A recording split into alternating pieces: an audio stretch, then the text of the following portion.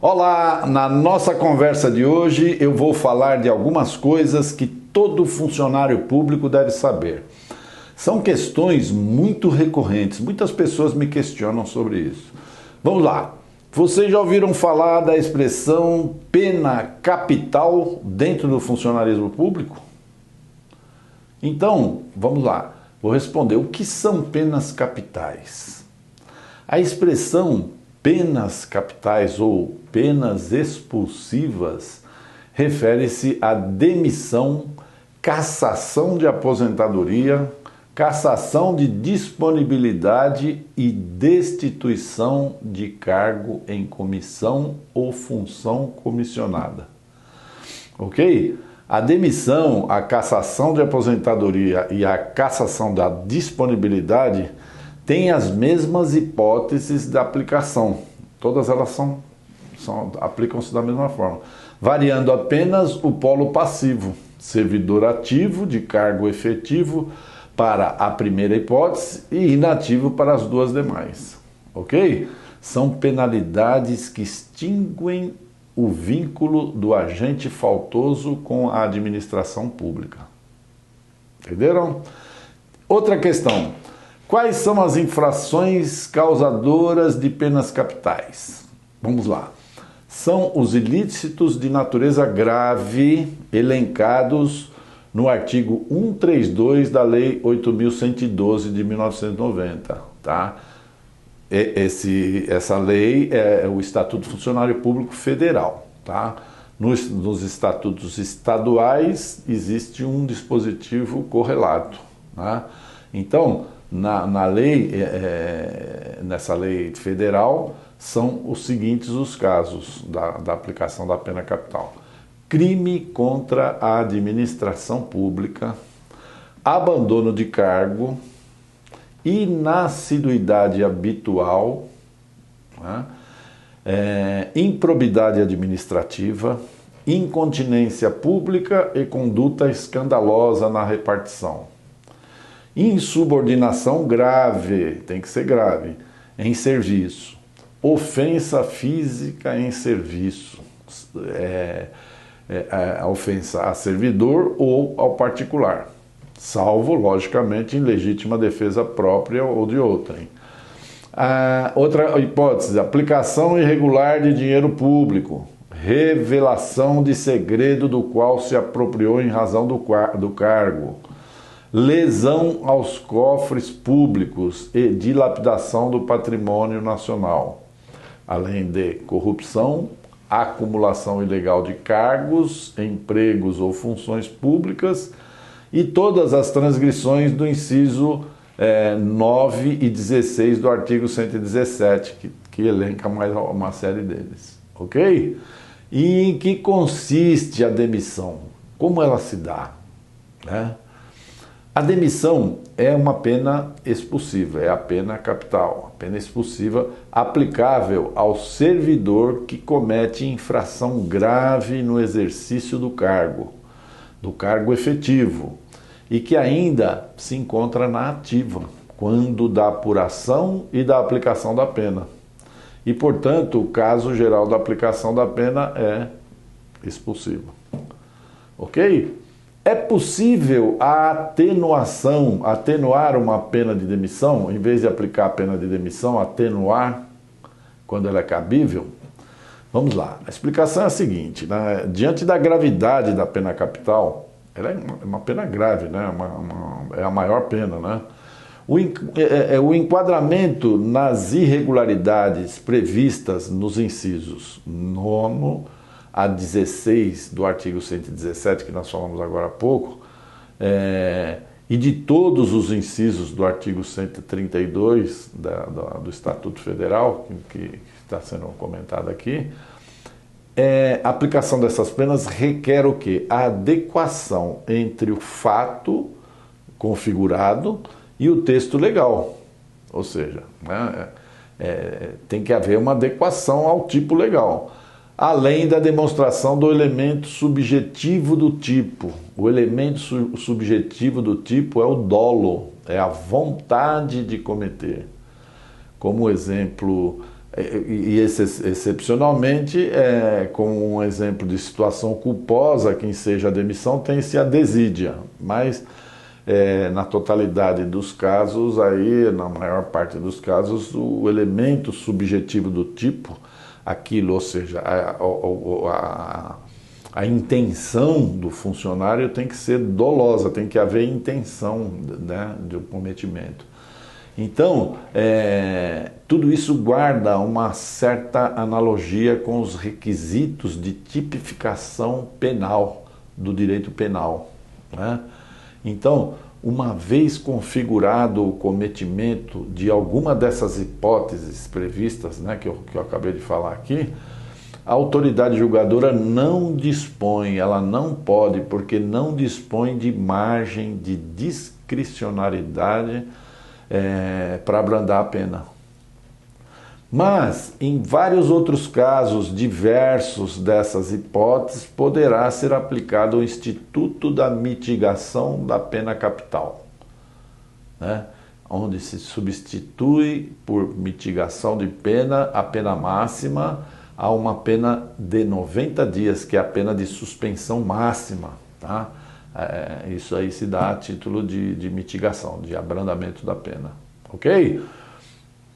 Uma outra questão interessante: se a comissão processante determinar penalidade de suspensão, pode a autoridade julgadora atenuar a pena para a advertência? Pode ou não?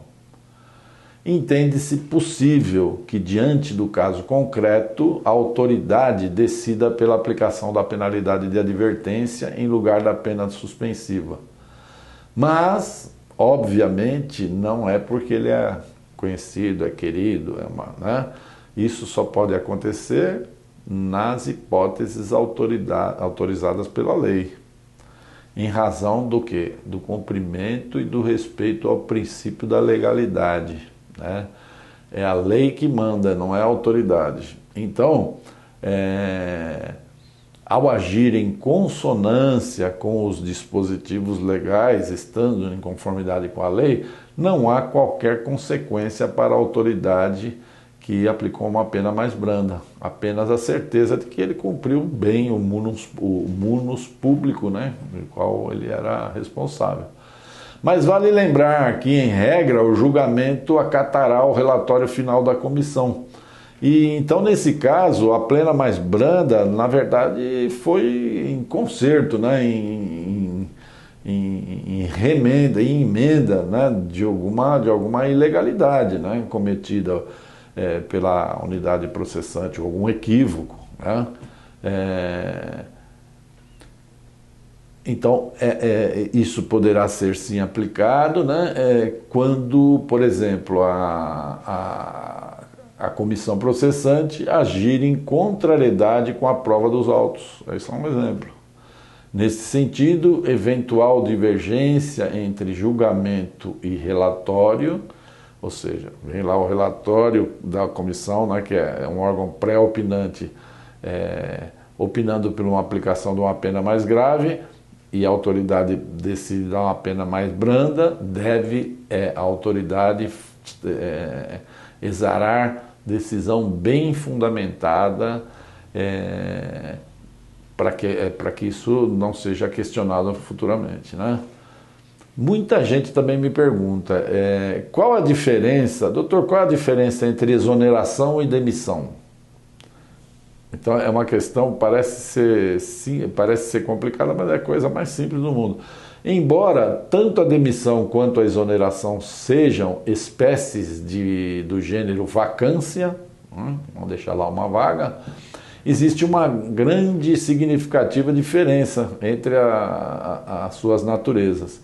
A demissão tem fim punitivo, a exoneração é ato administrativo sem natureza de penalidade. Ok? E para encerrarmos hoje aqui as nossas questões, né, a nossa brincadeira aqui de questões e respostas, nós vamos falar sobre uma questão muito interessante. Quais são as hipóteses do servidor estável perder o cargo? Em que hipótese o servidor estável pode perder o cargo? A lei prevê para o servidor estável duas hipóteses de perda punitiva do cargo. A primeira vem em decorrência de sentença judicial condenatória. Uma sentença judicial condenatória transitada em julgado, com penalidade superior a 1 ano de prisão por qualquer crime funcional, ou seja, um crime derivado das funções, que venha da função, né, pública, como, por exemplo, os crimes próprios do funcionário público, né? Peculato, uma série desses crimes, né? Então, quando derivado do funcionalismo público, pena de 1 ano. Ou ainda por condenação por mais de 4 anos de prisão por qualquer crime, crime comum, qualquer um, não ligado à sua função. E a segunda causa, então essas são as causas penais, vem do direito penal. E a segunda causa, e a mais comum, é a demissão em razão de processo administrativo disciplinar, com garantias de ampla defesa do contraditório. Mas, na verdade, o que acontece? Toda pessoa que está sendo processada criminalmente, tá? Ela vai ser processada funcionalmente, processo administrativo disciplinar, que acaba corroborando com a sentença penal, né? Mas não é necessário se aguardar um processo administrativo disciplinar para afastar esse funcionário já demitido por força da sentença judicial que decretou lá a perda de cargo, ok? Então, essas questões aí, todo funcionário tem que ter na ponta da língua, ok? Então, por hoje, nós vamos ficar por aqui, tá? Se você ficou com alguma dúvida, entre lá no nosso site, né? O nosso site é www.projudice.com.br. Vai lá no campo Fale Conosco e eu mesmo vou responder para você com o sigilo necessário. Na nossa página aí também tem um telefone lá com o número do nosso WhatsApp. Pode fazer a questão por lá também. Colabore comigo dando um like nesse vídeo, compartilhe nas redes sociais, nos grupos de funcionários públicos, para que mais pessoas possam ser beneficiadas por essas questões que nós trazemos aqui em nosso canal semanalmente. São matérias muito interessantes que todo funcionário público tem que saber um pouco, né? Não apenas a título de cultura geral, mas para a pessoa poder estar em dia, né, com as coisas do funcionalismo público. Então, um grande abraço, fique em paz, muita força e energia e até uma outra oportunidade. Muito obrigado.